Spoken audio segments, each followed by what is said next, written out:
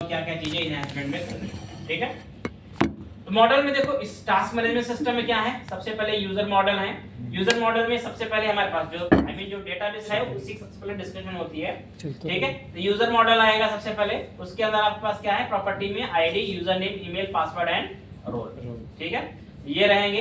Actual में क्या होगा, यहाँ पर आपके पास जो यूजर है वो दो तरह के होंगे इस टास्क मैनेजमेंट सिस्टम में, एक एडमिन होगा और दूसरा क्या होगा, यूजर होगा या एम्प्लॉय होगा, ठीक है। तो जो एडमिन होगा एक्चुअल में वो रिस्पांसिबल होगा टास्क को क्रिएट करने के लिए और असाइन करने के लिए और रिपोर्टिंग के लिए, ठीक है।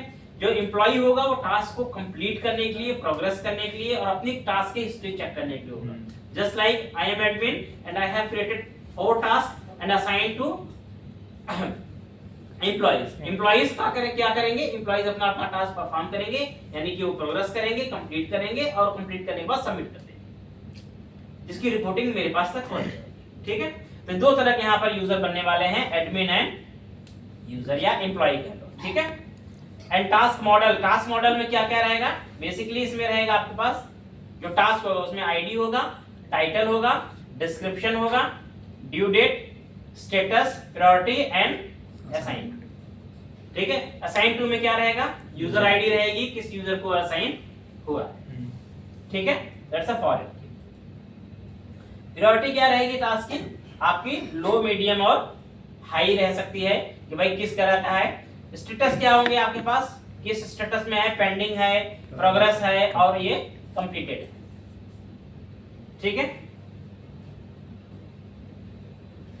अब फीचर क्या है, user authentication and authorization and role management. तो इसमें आपको लॉगिन रजिस्ट्रेशन करना है और आइडेंटिटी का इस्तेमाल कर सकते हैं आप इसके लिए, ठीक है। You know already identity. Admin role, admin can create, assign, update and delete task. Admin क्या कर सकता है, ये सारे काम कर सकता है, क्रिएट कर सकता है, असाइन कर सकता है, अपडेट कर सकता है, डिलीट कर सकता है टास्क को। यूजर क्या कर सकता है, update task status and view assign task, मतलब वो टास्क पे काम करेगा और अपने टास्क का स्टेटस अपडेट करेगा और उनकी स्टेटस को चेक कर पाएगा, उनकी हिस्ट्री को चेक कर पाएगा केवल, ठीक है।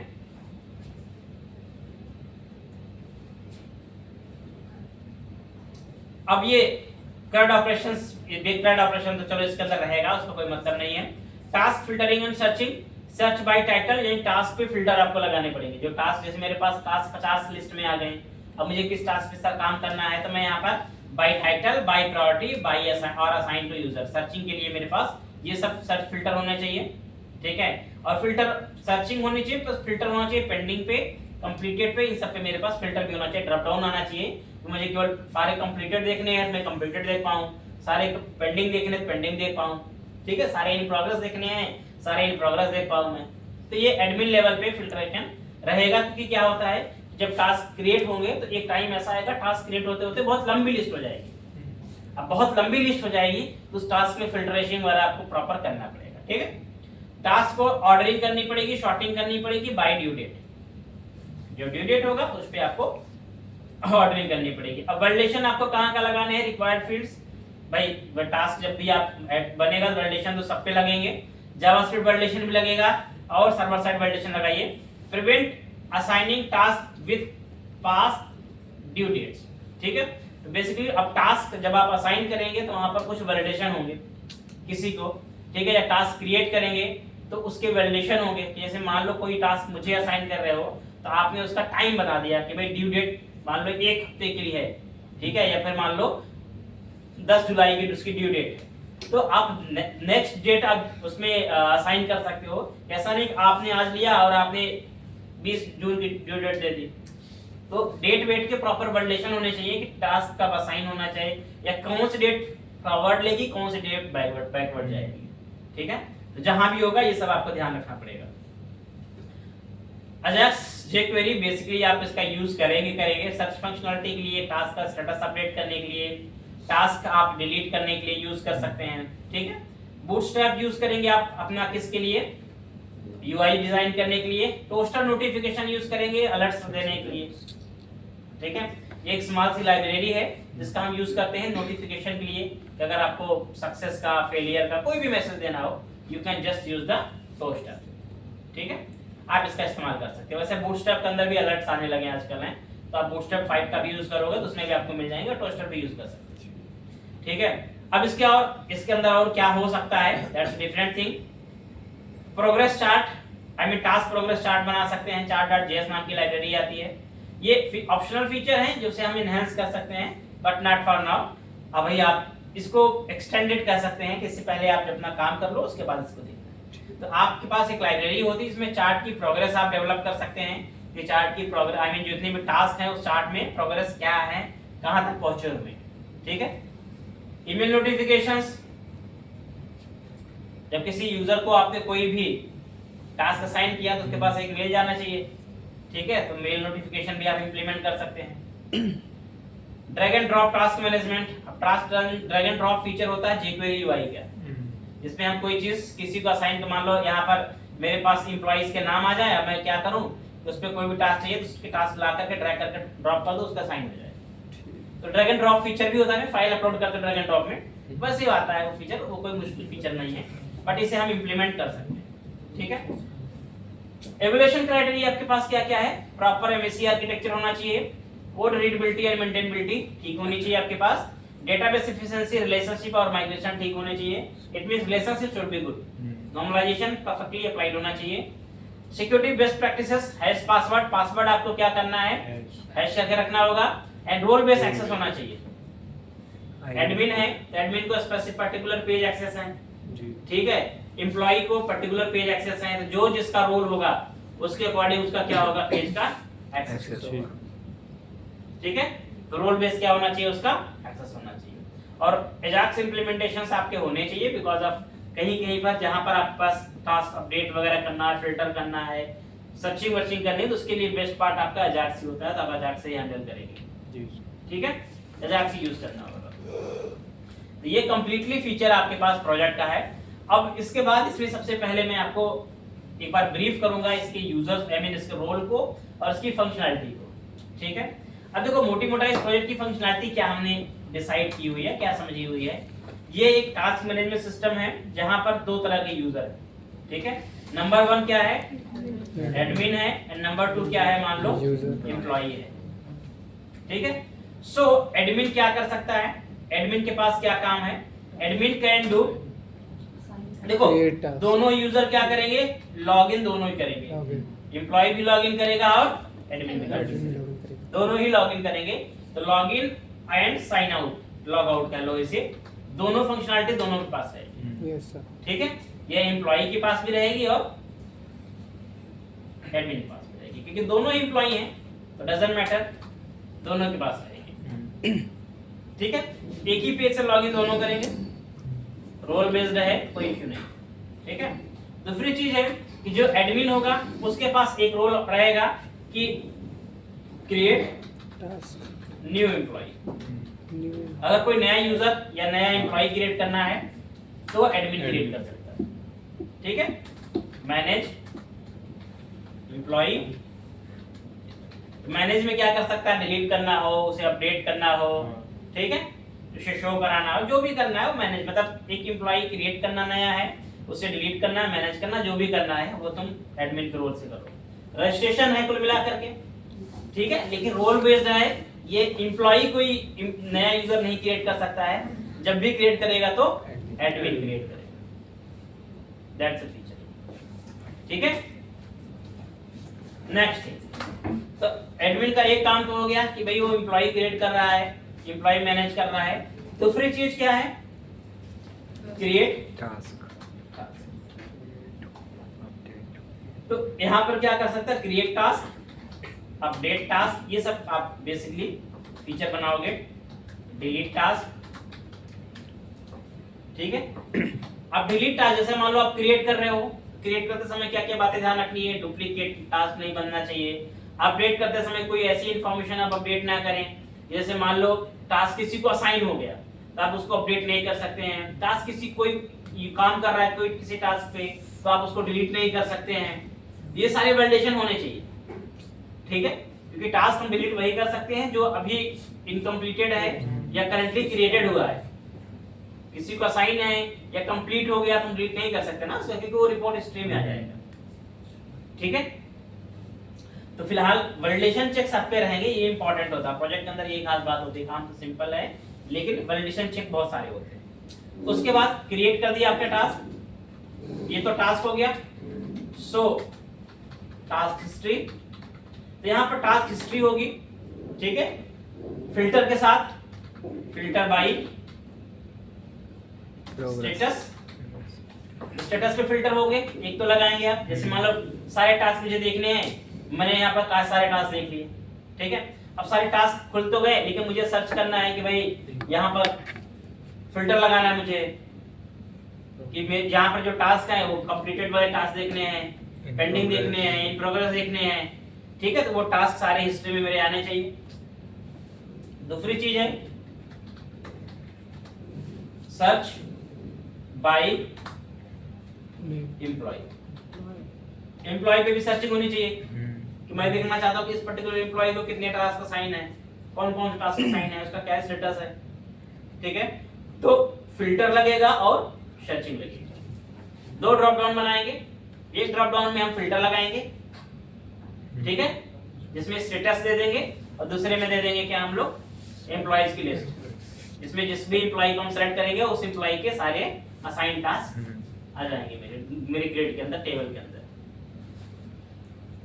ठीक है। बाकी टास्क की ऑर्डरिंग, ऑर्डर बाय डेट आप लगाएंगे, मतलब जब आप डेटा शो कराएंगे तो जो रिसेंट टास्क होंगे वो सबसे टॉप पे आने चाहिए, तो जब से जो पुराने टास्क होने चाहिए यानी कि जो कंप्लीट हो चुके हैं या पुराने डेट के हैं वो बाद में होंगे आपके। तो ऑर्डर बाय डिसेंडिंग लगेगा, ठीक है। ऑर्डर बाय डेट आप लगाएंगे ऑर्डरिंग के लिए। तो ये तो टास्क हिस्ट्री हो गई, ठीक है। And the next task, next thing is that update password. अब मान लो मेरे पास मेरा लॉगिन बन गया, ठीक है, तो ये अपडेट पासवर्ड का जो पैनल होगा ये दोनों के पास होगा, किसके पास, एम्प्लॉय के पास भी होगा, और ये भाई हर कोई, मान लो किसी एडमिन ने किसी एम्प्लॉय को बनाया लेकिन हम अपना पासवर्ड तो चेंज कर ही सकते हैं ना, पासवर्ड चेंज करने के फीचर हर एम्प्लॉय को अपना अपना पासवर्ड चेंज कर सकता है। इंस्टेड ऑफ ऑल इंफॉर्मेशन केवल पासवर्ड चेंज करने को मुझे ऑप्शन देना है उसे, कि हमको हर कोई अपना पासवर्ड अपडेट कर पाए। क्लियर है? अब ये तो हो गया एडमिन का काम, एडमिन ने यूजर क्रिएट कर लिया, टास्क क्रिएट कर लिया। अच्छा, टास्क को असाइन भी करना होगा उसे, असाइन टास्क टू, ठीक है। तो एम्प्लॉइज को टास्क भी असाइन करने का काम करेगा वो। जो अगर मैंने कोई टास्क बनाया मैं उस टास्क को मैं किसी एम्प्लॉय को असाइन करूंगा, कौन काम करेगा उस पे, ठीक है। तो यहाँ मैपिंग होगी, मैपिंग बहुत सिंपल होती है। एक साइड मेरे पास यहाँ पर सारे टास्क की लिस्ट आ गई और एक साइड मेरे पास एम्प्लॉय की लिस्ट आ गई, ठीक है। जो टास्क की लिस्ट आएगी वो केवल वही आएंगे जो टास्क अभी आपके वर्क में नहीं है, मतलब जो किसी को असाइन नहीं है। अनअसाइंड सारे टास्क की लिस्ट आएगी, तो वो मैंने टास्क सेलेक्ट किया, एम्प्लॉय सेलेक्ट किया, सबमिट किया, वो टास्क जाकर के एम्प्लॉय को मैप हो गया, ठीक है। तो मैपिंग हो गई, उसको असाइन हो गया। मैपिंग होता है, साइन का मतलब मैपिंग होता है, ठीक है। अब एम्प्लॉय एंड पे क्या करेगा, एम्प्लॉय ने लॉगिन किया, लॉग आउट किया, पासवर्ड अपडेट कर सकता है, ये कर सकता है। इसके बाद क्या कर सकता है, अपडेट टास्क प्रोग्रेस। क्या करेगा वो, टास्क का प्रोग्रेस अपडेट कर सकता है, ठीक है। प्रोग्रेस स्टेटस का मतलब बेसिकली वो अभी क्या है, इन प्रोग्रेस है। जैसे मान लो मेरे पास कोई टास्क आया, तो सबसे पहले जब मैं टास्क पे काम करना स्टार्ट करूंगा तो मैं इसको मार्क कर दूंगा टास्क इन प्रोग्रेस, ठीक है। जैसे इन प्रोग्रेस हो गया मतलब मैं उस टास्क पे काम कर रहा हूँ। फिर डेली मैं अपनी रिपोर्ट इस पे, अब मान लो मैं टास्क 3 दिन का काम कर रहा हूँ तो 3 दिन की मैं अपने इस पे रिमार्क्स डालूंगा, अपडेट डालूंगा, ठीक है। और देन उसके बाद जब फाइनली मैं इस टास्क पे काम कर लूंगा तो फाइनल स्टेटस को मैं क्या करूंगा, कंप्लीटेड करूंगा। जैसे ही मैं कंप्लीटेड करूंगा वो मेरे टास्क हिस्ट्री से हट जाएगा और फिर वो जाकर मेरी हिस्ट्री में आ जाएगा, मतलब जो मेरी करंट टास्क लिस्ट होगी उसमें से हट जाएगा और फिर जाकर कहां जाएगा, वो हिस्ट्री में आ जाएगा। बहुत जनरल सिनेरियो की बात कर रहा हूं, ठीक है। तो इसमें आप क्या क्या रखेंगे, इन प्रोग्रेस, ये बेसिकली वो मैंने इसमें डॉक्यूमेंट दिया हुआ है, और कंप्लीटेड।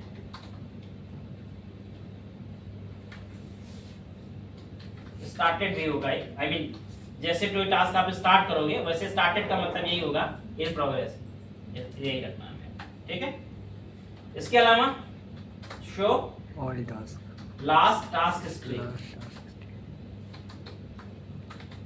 जो मैंने टास्क लास्ट टाइम किए हुए हैं उसका एक पैनल होना चाहिए जहां पर मुझे सारे टास्क की हिस्ट्री दिखनी चाहिए। जैसे यहाँ पर एडमिन को दिखेगी, एडमिन को तो सबकी हिस्ट्री दिखेगी, एडमिन को सबकी हिस्ट्री दिखेगी कि भाई जितने टास्क है सबकी दिखेगी, लेकिन एम्प्लॉय को केवल उसके अपने टास्क की हिस्ट्री दिखेगी, कंप्लीटेड टास्क, जितने कंप्लीटेड टास्क। करेक्ट, ठीक है। तो यहाँ पर मेरे पास देखो एक पैनल में मेरे पेंडिंग टास्क आ जाएंगे, ठीक है, जहां पर मैं अपने स्टेटस को अपडेट मारूंगा, और एक में मैं अपने मेरे पास जितने भी मेरे पास कंप्लीटेड टास्क होंगे वो सारे आ जाएंगे, ठीक है। बहुत सिंपल। तो आपको ये सब चीजें मेंटेन करनी है और बस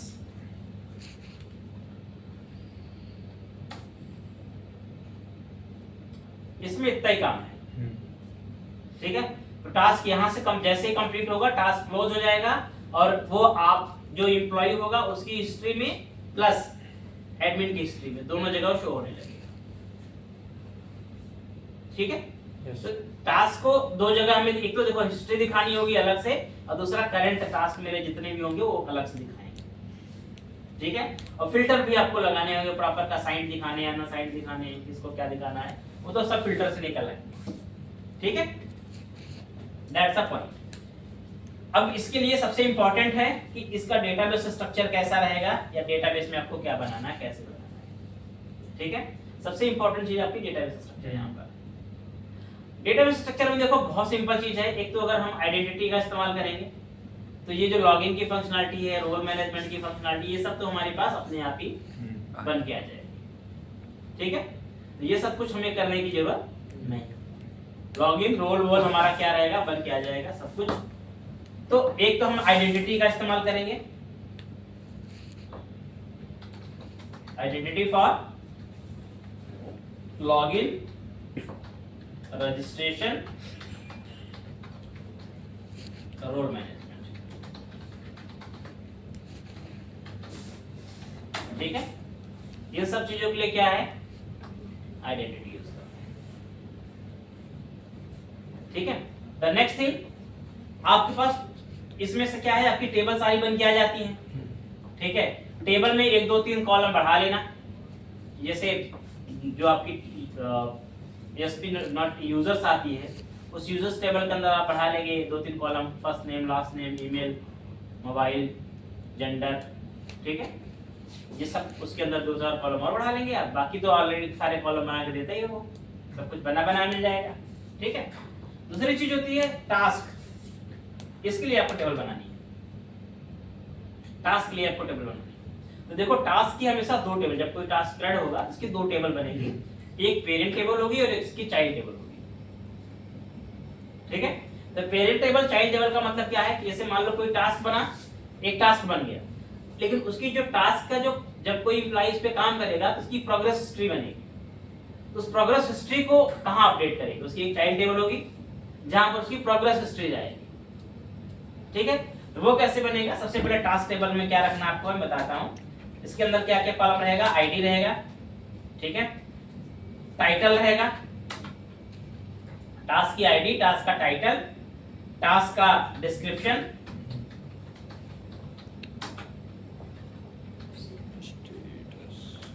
created on, created by, assigned to, assigned to, assigned on। अच्छा एक और चीज हो सकती है, आई मीन अगर कभी प्लान में होगा तो आप ध्यान रखना, 2 केस बनता है, एक टास्क बना, हो सकता है एक टास्क एक किसी को असाइन हो सकता है एक टास्क एक से ज्यादा लोगों को असाइन, ठीक है।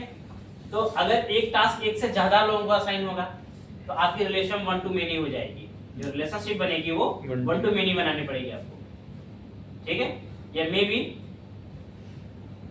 many to many की रिलेशनशिप आपको रखनी पड़ेगी, ठीक है। और अगर एक टास्क एक ही एम्प्लॉय को असाइन करना है तब तो कोई दिक्कत नहीं, टास्क टेबल में आपने असाइन टू असाइन ऑन रख दे दिया, किसको असाइन हुआ है, कब असाइन हुआ है, समझ में? तो आप यहाँ ये रख सकते हैं उसका स्टेटस होगा उसका। स्टेटस में बेसिकली करंट स्टेटस क्या है, जब कोई टास्क बना तो पेंडिंग होगा, ठीक है, किसी को असाइन हो गया तो असाइन हो गया, अब उसके बाद अगर प्रोग्रेस में चला गया, काम करना स्टार्ट हो गया, प्रोग्रेस में हो गया, और कंप्लीट हो गया तो कंप्लीट। तो टास्क हमेशा क्या होगा, एक फाइनलिस्ट होगा, ठीक है। और जरूरत के हिसाब से हम कॉलम बढ़ा भी सकते हैं, इसमें कोई बाउंडेशन नहीं है। नेक्स्ट होगा टेबल आपके पास टास्क प्रोग्रेस। अब टास्क प्रोग्रेस में आपको क्या रखना है कॉलम्स, वो ध्यान से सुनो। इसके अंदर बेसिकली ये होगा कि जब कोई टास्क पे काम करेगा तो एम्प्लॉय काम करेगा, तो first column is the ID, ID तो जनरल होगा ही होगा। दूसरा यूजर आईडी, किसी कौन सा यूजर इस पे काम कर रहा है, ठीक है। तो देखो असाइन टू, यहाँ पर भी आपके पास क्या है, यूजर है, और यहाँ पर भी क्या है, यूजर आईडी आ जाएगी। जब कोई यूजर काम करेगा ना, यहाँ पर आ जाएगी user ID. And then task ID, task ID आ जाएगी, ठीक है। देन रिमार्क्स, देन डेट,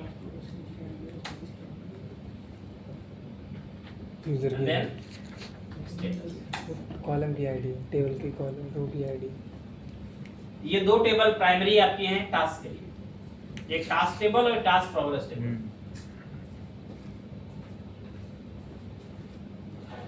ठीक है। टास्क प्रोग्रेस में क्या है, सिंपल है कि भाई टास्क प्रोग्रेस आईडी होगा, that's a common thing. User ID, कौन उस पे काम कर रहा है, टास्क आईडी, किस टास्क पे काम कर रहा है, रिमार्क्स, क्या रिमार्क्स है, क्या अपडेट है, ठीक है। डेट, स्टेटस और रिमार्क्स, डेट ऑफ कंप्लीशन भी तो होती है, सर्विस डेट को कंप्लीट करना है। नहीं वो है ना वहाँ पे डेडलाइन, ये डेट है ना आपकी ये।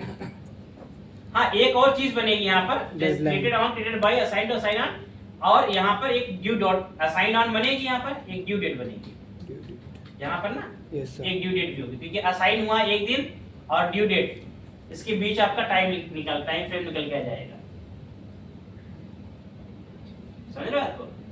तो आपका ड्यू डेट यहाँ ही बन जाएगा, और ये डेट आपका जो रहेगा वो तो डेली का डेट रहेगा, क्योंकि एक टास्क मिला, मैंने 4 दिन का काम करना है उस पे, 4 दिन मेरा एक टास्क पे, यहाँ पर मेरा जो टास्क प्रोग्रेस होगा उसमें डेली एंट्री आएगी,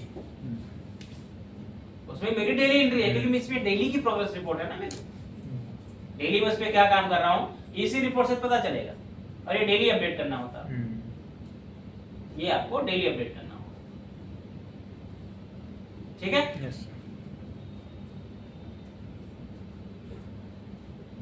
तो इतना सा काम है। अब तुम लोग एक बार एनालाइज करो, पूछो मेरे से किसमें तुम्हें क्या नहीं समझ आया या क्या समझने की और जरूरत है। सर जो टास्क प्रोग्रेस की आईडी और जो टास्क आईडी, इसमें क्या अंतर होगा? Task progress ID, task progress में जो आईडी है, देखो किसी भी टेबल का एक कॉलम जो उसका अपना आइडेंटिटी होता है, आईडी कॉलम होता है, आईडी हर टेबल के अंदर अपना एक कॉलम होता ही होता है, और ये टास्क आईडी जो है ये फॉरेन की रहेगा, किसका, टास्क टेबल का ये वाला कॉलम, वो यूजर आईडी, ठीक है। और यूजर आईडी फॉरेन की रहेगा, किसका, यूजर टेबल का आईडी कॉलम, ठीक है। ये जो टेबल है ये दो चीज रख रही है, एक तो मेनी टू मेनी रिलेशनशिप बनाएगी कि एक टास्क, एक यूजर कई टास्क पे काम कर सकता है, और कई टास्क जो होते हैं वो एक यूजर काम कर सकता है, तो ये रिलेशनशिप मेनी टू मेनी बनेगी, इसलिए यूजर आईडी टास्क आईडी को हमने इस तरह से रखा हुआ है। और प्लस जब कोई टास्क होगा तो रिमार्क्स इज वेरी इंपॉर्टेंट, कि आपने क्या उस पे काम किया है वो आपका अपडेट होना चाहिए। And the status should be final updated here, जो भी स्टेटस होगा वो यहाँ अपडेट होगा, और यहाँ भी आएगा, दोनों जगह रखना आपको होगा, यहाँ भी और यहाँ भी सेम स्टेटस, यहाँ भी, ठीक है। अब पूछो इसमें,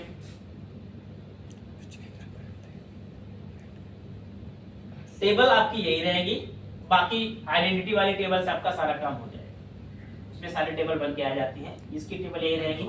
हाँ, अगर तुम्हें कुछ और जरूरत लगे बढ़ाने घटाने की तो तुम बढ़ा सकते हो, ऐसी कोई दिक्कत नहीं है, ठीक है। अपनी जरूरत के हिसाब से आपको फीचर्स बढ़ाने हो घटाने हो, टेबल बढ़ाओ, मतलब इतना तो मिनिमम रहेगा। तुम्हें फीचर के हिसाब से अगर लगे कि कुछ बढ़ाना है, ऐड ऑन करना है, you can do it. Okay sir, yes, ठीक है।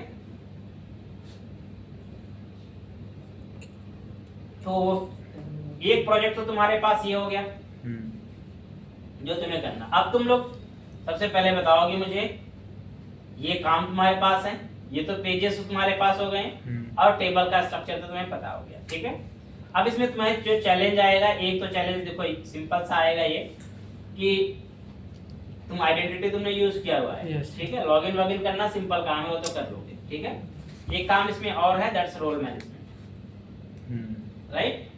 तो रोल मैनेजमेंट का टेबल ओबल तो आइडेंटिटी खुद ही बना देता है, बट उसका जो फंक्शनैलिटी होता है वो तुम्हें क्रिएट करना। It means just creates few role का मास्टर बनता है। दो चीज होती है कि भाई जैसे मैंने कोई एक एम्प्लॉय बनाया, तो पहली चीज उस एम्प्लॉय का एक रोल होगा, वो एडमिन है, एम्प्लॉय है, क्या है, ठीक है। अब एम्प्लॉय का जो रोल होगा वो एम्प्लॉय के मास्टर से पहले बन के आ जाएगा, ठीक है। तो उसके लिए मुझे रोल मास्टर बनाना पड़ेगा, जहां सबसे पहले मैं नए रोल बना पाऊं, उन रोल्स को मैं मैनेज कर पाऊं, मतलब नया रोल बनाना है, लीड करना है, दैट्स मैनेजमेंट, तो मैं उसे मैनेज कर पाऊं, ठीक है। एंड देन उसके बाद वो रोल जब मैं कोई नया एम्प्लॉय बनाऊंगा तो वहाँ एक ड्रॉप डाउन आ जाएगा, जो मेरे पास सेलेक्टेड रोल रहेंगे वो ड्रॉप डाउन में आ जाएंगे, तब मैं उसका रोल भी उस टाइम पे असाइन कर दूंगा एम्प्लॉय का, भाई ये एम्प्लॉय इस रोल को कैंडिडेट कर रहा है, समझ गए। तो रोल मैनेजमेंट इंपॉर्टेंट है, क्योंकि रोल मैनेजमेंट, रोल पे ही आप डिसाइड करोगे पेजेस का एक्सेस, कि कौन सा रोल है तो उसको क्या एक्सेस मिलना चाहिए। भाई ये सारे पेज के जो लिस्ट रहेगी, ये सारी लिस्ट तो एक ही आपके पास पैनल में रहेगी लेफ्ट साइड में, ठीक है। थीम इसके लिए हम वही यूज करेंगे, एडमिन की जो थीम हमने कॉन्फ़िगर किया था ना, यस सर, वही थीम यूज होगी इसमें, एडमिन की, क्योंकि वो बेस्ट थीम है, उससे बेस्ट कुछ है नहीं, वही थीम होगी। अब इसमें मेनू सारे आपके पास आएंगे, लेकिन एम्प्लॉय जब लॉगिन करेगा उसके लिस्ट मेनू, लिस्ट ऑफ मेनू अलग रहेंगे, और जब एडमिन करेगा उसकी लिस्ट ऑफ मेनू अलग रहेंगे। और ये कंट्रोल किसके बिहाफ पे होगा? लॉगिन के साथ, रोल के बिहाफ पे। लॉगिन करते ही रोल के बिहाफ पे, रोल के अकॉर्डिंग आप मेनूज पे कंडीशन लगाएंगे कि अगर ये रोल होगा तो ये मेनू दिखने चाहिए, अदरवाइज ये मेनू दिखने चाहिए। वैसे ये सब डायनेमिक भी बनता है, रियल टाइम हम लोग प्रोजेक्ट में सब कुछ डायनेमिक बनाते हैं, ये मेनू सब डेटाबेस से लेके आते हैं, वहीं से रोल बेस पे ऑथराइज कर लेते हैं। लेकिन आप अभी उतना बड़ा काम नहीं कर पाओगे, तो आपके लिए ऑप्शन ये है कि पेज में आप कंडीशन लगा लो, इस रोल पे ये मेनू दिखना चाहिए, इफ लगा करके।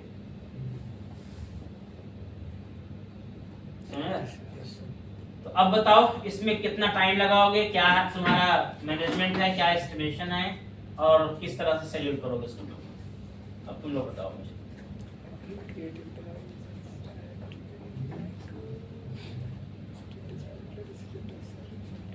सबको मिलके बनाना है, सबको अलग अलग अपना बनाना है। सबको मिलके एक नहीं, सबको अपना अपना काम करना है।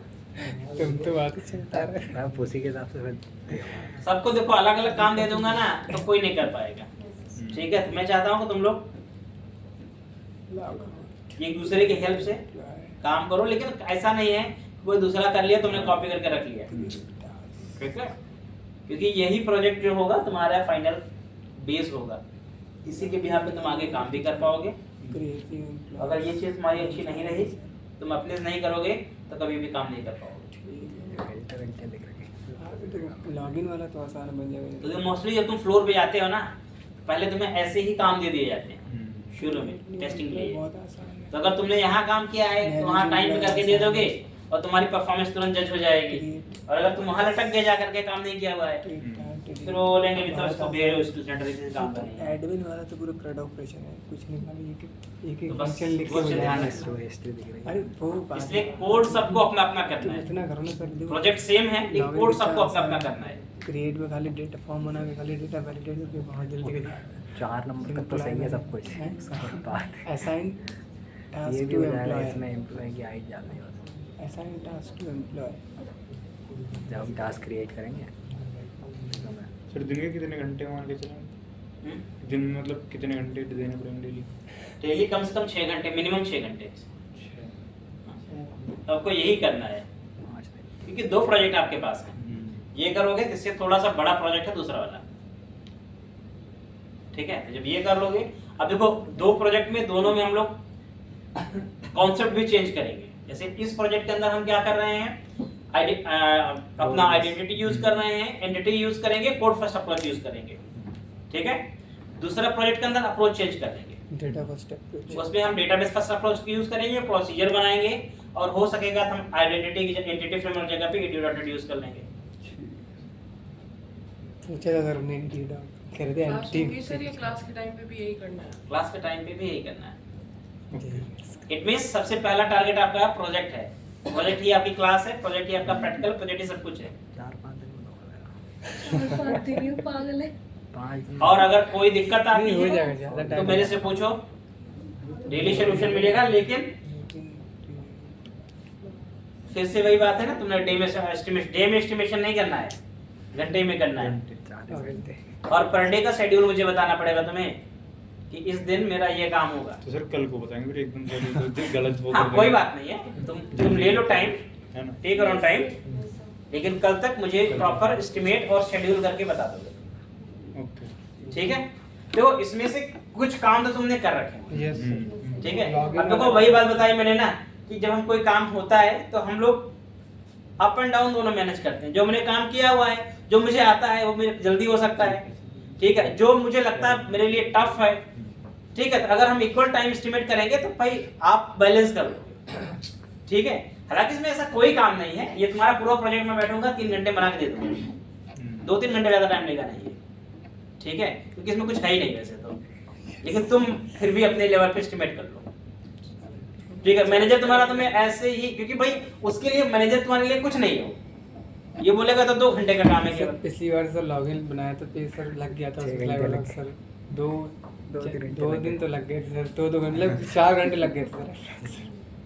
नहीं, एक बार तुम कोई काम करते हो Yes, sir. तो पहली तो बार लगा था आप दूसरी बार बनाओगे फिर भी उतना टाइम लगेगा, नहीं सर कम लगेगा। कम लगेगा ना? Yes, sir. और तीसरी चौथी बार बनाओगे तब 2 घंटे में सर लॉग आउट बन पाएगा और लॉग आउट लॉग इन और सर क्रिएट फॉर्म और मैनेज एम्प्लॉय और क्रिएट अपडेट, तो ये भी 1 घंटे का एक दिन में इतना हो जाएगा ये ऊपर वाले तक तीनों। प्रॉपर एस्टिमेट कर लो। कम- थीम तुम्हें वही यूज करनी है, चलो, पेजेस डिजाइन पे ज्यादा टाइम नहीं देना है, पेज और फॉर्म तुम्हें वही सब यूज करने हैं जो मोस्ट तो अवेलेबल हैं। एडिट एम्प्लॉय तो आसान है, टेबल से डेटा लाना है खाली, उस आईडी वाईडी हो जाएगा। क्रिया तक भी आसान है। Show task. तो मैनेज एम्प्लॉय भी इतना टफ भी ना है। मैनेज एम्प्लॉय में कुछ नहीं है, थोड़ी मेहनत मैनेज करो। Employee and user, manage employee user को डिलीट करना है उसमें खाली। मैनेज एम्प्लॉय में क्या है? यूजर Manage डिलीट employee करना है और delete एम्प्लॉय यूजर को डिलीट मैनेज करना और ठीक डेटा है। डिलीट करना। मैनेज एम्प्लॉय में एक बात ध्यान रखना, एक बात वैलिडेशन चेक करना होगा। Yes sir. इंपॉर्टेंट यहाँ पर ना हर चीज में वैलिडेशन लगेगा। जैसे मान लो किसी यूजर को आप डिलीट कर रहे हो, अब उसको कोई 4 टास्क असाइन है पहले से ही, समझ रहे हो? अब डिलीट कर दोगे तो उन टास्क का क्या होगा? टास्क तो सारे सबके हमेशा के लिए पेंडिंग हो जाएंगे। तो पर्टिकुलर टास्क से नहीं हटाना या अच्छा अच्छा अगर जैसे कोई कोई बात एम्प्लॉय नहीं। छुट्टी ले, इसके बाद किसी एम्प्लॉय को फायर कर दिया तो डिलीट कर दो इसी जगह से। और यहाँ पर एम्प्लॉय को टेबल में से कोई भी डेटा जहाँ पर आपको डिलीट का बोला जाए ना, तो डिलीट का मतलब ये नहीं कि आप रिकॉर्ड को डिलीट क्वेरी लगा देंगे, ध्यान रखना। पहले चेक करेंगे। डेट चेक भी नहीं करना है। कभी भी रियल टाइम या प्रोडक्शन में टेबल से एंट्रीज को डिलीट नहीं मारा जाता है। जो मास्टर एंट्रीज होती है ना, कभी भी उनको डिलीट नहीं मारा जाता है, उनको इनएक्टिव किया जाता है। स्टेटस उनको लिख देंगे एक्टिव हाँ, है। तो उसका एक हमेशा फील्ड होना चाहिए स्टेटस का, जिसको आप केवल अपडेट कर दो 010101 से खेलते रहो, ठीक है? डिलीट नहीं करना कोई एंट्री। भाई मेरे पास एक एम्प्लॉई आया और वो कल चला गया, डिलीट मार दिया मैंने रिकॉर्ड उसका। अब कभी मुझे पता हिस्ट्री मुझे निकालनी हो, मेरे पास कौन कौन से एम्प्लॉई थे पहले, कहाँ मिलेगी मुझे हिस्ट्री? तो टेबल से कभी भी डेटा डिलीट नहीं मारना है, तो डिलीट क्वेरी कभी नहीं चलेगी, ध्यान रखना। मैनेज एम्प्लॉय में भी मैनेज एम्प्लॉय